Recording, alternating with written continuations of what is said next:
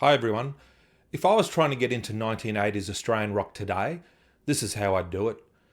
The first thing I'd do is listen to 3 classic albums released in the 80s from bands that are considered Australian rock royalty. First up, have a listen to Midnight Oil's 10 to 1 album from 1982. Many of you will know Diesel and Dust from 1987, but for me 10 to 1 is the absolute essential Midnight Oil album. This is edgy and thoughtful rock, just brimming with raw energy, and the album has this unique sound courtesy of producer Nick Launay that holds up to this day. However, this is not an album that relies on studio trickery.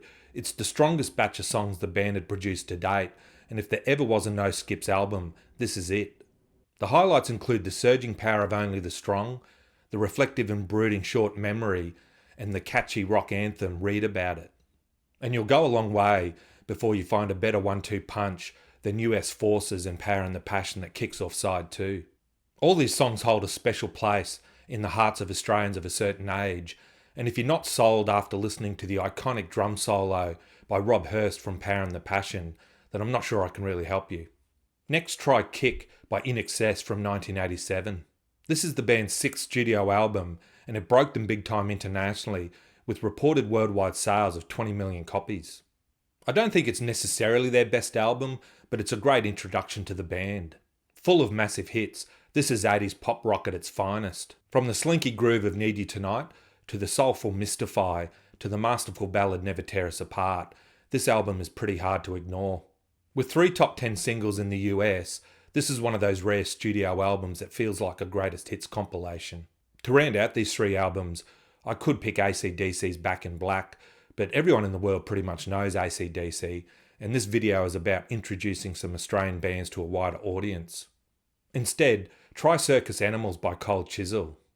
Every Australian knows Cold Chisel, and they are considered one of the best Australian bands of the 1980s, even though they did break up in 1983 before reuniting in the late 90s. Circus Animals is the band's 4th studio album, and it followed on from the commercial success of East in 1980.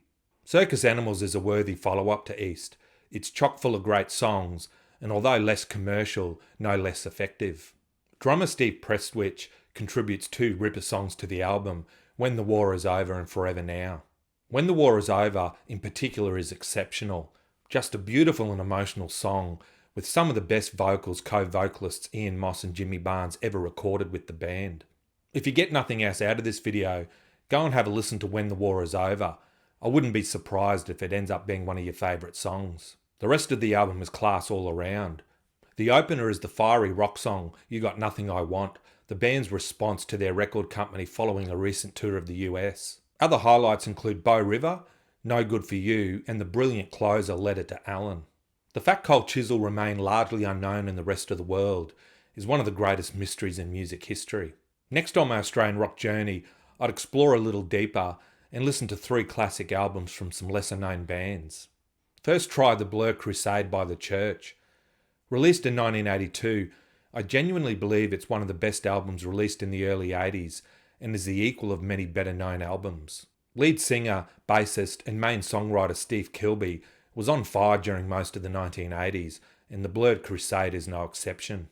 The album is a guitar-heavy combination of psychedelic rock, new wave and dream pop, and it's all class from start to finish. Lead single Almost With You is a perfect pop rock song, and Feel de Mars an atmospheric song of chiming guitars and exquisite melodies. The highlight for me is the epic You Took. This lost classic needs to be dug up, washed off and rediscovered by the world. This is just a beautiful album, full of soul, and the guitar interplay between guitarist Peter Koppes and Marty Wilson Piper is stunning. In my opinion, they are one of the most overlooked guitar duos of all time. I would then try the debut album from the Hoodoo Gurus, Stone Age Romeos. Released in 1984, the album is a combination of power pop and garage rock with exceptional songwriting. Highlights include the catchy I Want You Back, the indie rock song Tojo, and the peerless pop song My Girl. No, not the Temptations song, but the Hoodoo Gurus' My Girl has that same timeless quality. It's a masterclass in effective songwriting that deserves way more recognition. Finally, listen to 16 Lovers Lane from Brisbane's The Go-Betweens. The Go-Betweens were one of those bands that deserved to be massive, but even in Australia, commercial success mostly eluded them. Released in 1988, 16 Lovers Lane was the final studio album from the original version of the band. Led by the songwriting partnership of Grant McClellan and Robert Forster, this album has some of the best jangle pop rock songs ever recorded. I know that sounds like hyperbole, but some of these songs really are magnificent. From the pop sensibility of Open to Love Goes On to the somber Die for Your Memory, this is classic songwriting at its best. There's a real organic and summery feel to the album, likely inspired by the band's return to Australia after many years in London. If nothing else, listen to the song Streets of Your Town. It's one of the best songs from the 1980s of any genre. The backing vocals from Amanda Brown when she sings Shine are just heavenly. With the first 6 albums I've recommended, there's plenty for you to sink your teeth into, but I've got one more for you. My final recommendation is from a band many people in Australia haven't heard of. The band is the Hummingbirds from Sydney. The band had a brief period of success in the late 80s and early 90s with their blend of indie and jangle rock. Their debut album Love Buzz is, in my opinion, an exceptional album, and it's a worthy final piece in your Aussie Rock starter kit. I really do believe that if this band was from the US or the UK, this album would be lauded as one of the best albums from the late 80s. If you love great power pop and jangle pop, this album's for you. The songs are irresistible pop gems, packed with crunchy and jangly guitars and irresistible melodies. The vocals on the album are a real highlight. On some of the songs, the male and female vocals are woven together, with each person singing a different but complementary melody. For example, on The Sublime She Knows, the vocals create this mesmerising collage of sound that's simply stunning.